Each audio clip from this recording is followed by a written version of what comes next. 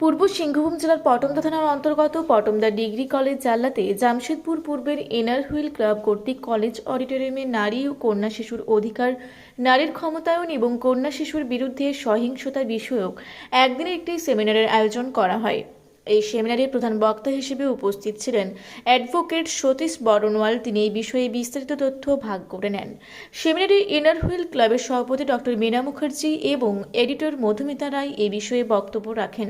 সেমিনারের পরে সচেতনতা বৃদ্ধি এবং সম্প্রদায়ের মধ্যে সচেতনতা বৃদ্ধির জন্য একটি পদযাত্রার আয়োজন করা হয়, যেখানে সকল শিক্ষার্থীরা উৎসাহের সাথে অংশগ্রহণ করে।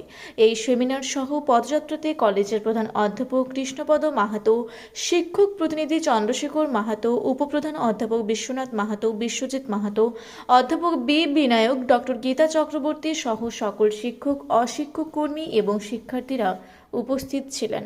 পূর্ব সিংভূম থেকে বিশ্বনাথ মাহাতোর রিপোর্ট, রূপসী বাংলা মিডিয়া।